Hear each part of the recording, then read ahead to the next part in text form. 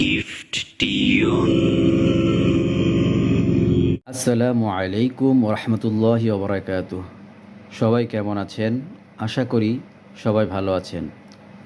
আলহামদুলিল্লাহ, আল্লাহ তাআলার অশেষ রহমতে আমিও ভালো আছি। আবারও হাজির হলাম তারতিলুল কোরআন কায়দার চতুর্থ পর্ব নিয়ে। আলহামদুলিল্লাহ, যারা তারতিলুল কোরআন কায়দার তৃতীয় পর্বে মুখস্থ করেছেন অথবা সবক কমপ্লিট করেছেন তাদেরকে অসংখ্য ধন্যবাদ। আর যারা তৃতীয় পর্বের সবক কমপ্লিট করেননি তাদের জন্য এই চতুর্থ পর্বের ডিসক্রিপশন বক্সে তৃতীয় পর্বের লিংক আমি দিয়ে দিব, সেখান থেকে আপনারা কমপ্লিট করে নেবেন। আজকে আমরা শিখব তারতিলুল কোরআন কায়দার চতুর্থ পর্বে মাখরাজ। মাখরাজ কাহাকে বলে? হরফ উচ্চারণের স্থানকে মাখরাজ বলে। আরবি হরফ 29টি, মাখরাজ 17টি। এই মাখরাজ শুধু মুখস্থ করলে হবে না। এই মাখরাজ শুধু মুখস্থ করলে আপনার আরবি হরফ উচ্চারণ সঠিক হয়ে যাবে না, আর আপনার পড়াও শুদ্ধ হবে না।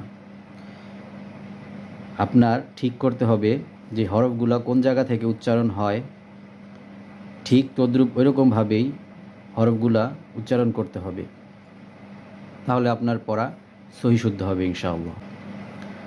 মাখরাজ, হরফ উচ্চারণের স্থানকে মাখরাজ বলে। আরবি হরফ 29টি, মাখরাজ 17টি। আজকে আমি এই মাখরাজের প্রথম পর্বে 10টি মাখরাজ আপনাদেরকে শিখাবো। তা মাখরাজের আরেকটি পর্ব করব, সেই পর্বে 11 থেকে 17 নম্বর মাখরাজ পর্যন্ত শেখানো হবে ইনশাআল্লাহ।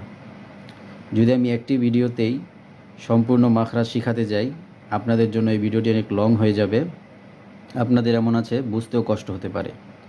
তাই এই মাখরাজের ভিডিওটি আমি দুটি পর্বে বিভক্ত করেছি। মাখরাজ, হরফ উচ্চারণের স্থানকে মাখরাজ বলে। আরবি হরফ 29টি, মাখরাজ 17টি।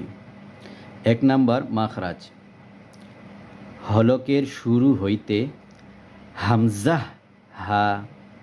বোঝার স্বার্থে আমি 2 বার করে প্রতিটি মাখরাজ আপনাদেরকে বোঝানোর চেষ্টা করব। 1 নাম্বার মাখরাজ, হলকের শুরু হইতে হামজা হা। 2 নাম্বার মাখরাজ, হলকের মধ্যখান হইতে আইন হা। 2 নাম্বার মাখরাজ, হলকের মধ্যখান হইতে আইন হা। 3 নাম্বার মাখরাজ, হলকের শেষ হইতে গইন খ। 3 নাম্বার মাখরাজ, হলকের শেষ হইতে গইন খ। 4 নাম্বার মাখরাজ, জিহ্বার গোড়া তার বরাবর উপরের তালুর সাথে লাগিয়ে 2 নক্তাওয়ালা কফ। 4 নাম্বার মাখরাজ, জিহ্বার গোড়া তার বরাবর উপরের তালুর সাথে লাগিয়ে 2 নক্তাওয়ালা কফ। 5 নাম্বার মাখরাজ, জিহ্বার গোড়া থেকে একটু আগে বাড়িয়ে তার বরাবর উপরের তালুর সাথে লাগিয়ে মধ্যখান পেঁচানো কাফ।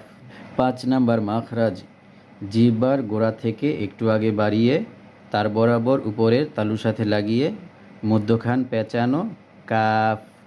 6 নাম্বার মাখরাজ, জিহ্বার মধ্যখান তার বরাবর উপরের তালুর সাথে লাগিয়ে শক্ত করে উচ্চারিত হয়।